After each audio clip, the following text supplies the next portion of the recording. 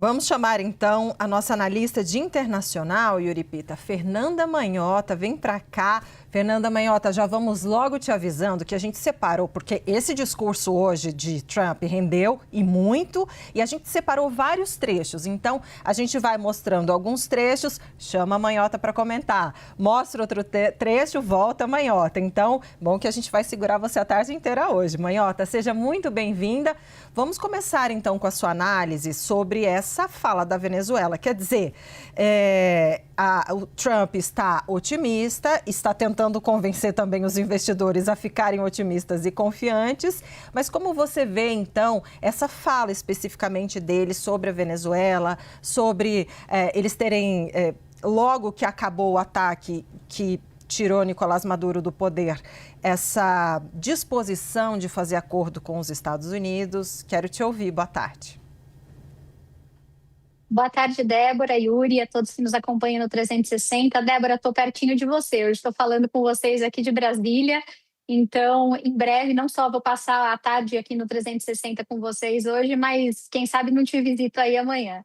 Olha, em relação a Davos, né, o presidente Trump foi a essa reunião, não só, claro, porque é um encontro fundamental para discutir uma série de diretrizes, sobretudo no campo econômico e estratégico, mas porque também ele precisa apaziguar, de certa forma, os ânimos, como você disse, não só da classe política, mas também da classe dos investidores. E essa fala em particular da Venezuela vem no sentido de tentar transmitir uma certa noção de normalidade. Então, dá a ideia de que o pior já passou e que agora os Estados Unidos estariam com um canal aberto de diálogo com o governo venezuelano, no sentido de produzir riqueza e, sobretudo, manter a estabilidade na oferta e nos preços de insumos energéticos, como é o petróleo. É claro, Débora, que embora o discurso seja dirigido nesse sentido, então, para tentar passar a ideia, né, de que há alguma perspectiva de estabilidade, as entrelinhas e a recepção desse discurso nem por isso deixam de ser alarmantes.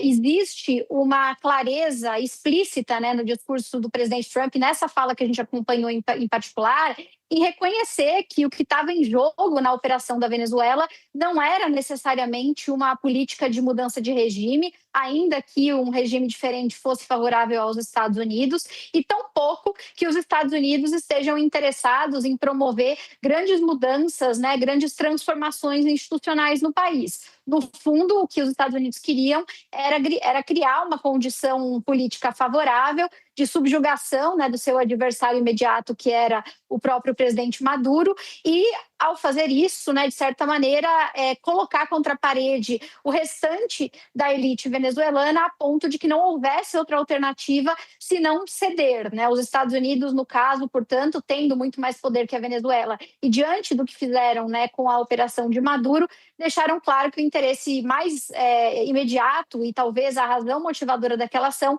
foi, de fato, o controle econômico do recurso do petróleo. E o presidente Trump é totalmente aberto e desinibido em falar e reconhecer essa intenção, esse interesse. Então, eu diria que, para além dessa primeira dimensão, dessa camada, né, de mensagem que ele transmite à classe do setor privado empresarial, ele, de certa maneira, cristaliza de forma definitiva aquilo que a gente já vem falando aqui, que é a ideia da política do século XXI, como sendo a política do mais forte, como sendo a política daquele cujas capacidades prevalecem em detrimento dos demais. Inclusive, sei que o Yuri também acompanha e gosta muito dessas publicações. Hoje mesmo foi divulgado uma edição da revista The Economist, em que o assessor da presidência do Brasil, né, o Celso Amorim, publicou, diplomata de carreira, bastante conhecido, já foi chanceler, publicou um texto justamente problematizando esse novo mundo. Quer dizer, se a gente for entrar no mundo da política feita pela força, em que prevalece aquele que grita mais alto, aquele que tem mais capacidade ofensiva, como é que a gente vai fazer com o resto do mundo, né? E aí ele problematiza, então, sobre como seria viver em um mundo em que não mais nós estaríamos orientados por regras. Acho que Davos e esse encontro e essa fala cristalizam de novo um pouco essa visão de que talvez definitivamente a política internacional tenha vivido, pela Venezuela e outras ações, claro, a Groenlândia e outros que a gente vai citar aqui, um momento definitivo de abandono da ordem do passado e de inauguração de um novo modelo de comportamento internacional, Débora.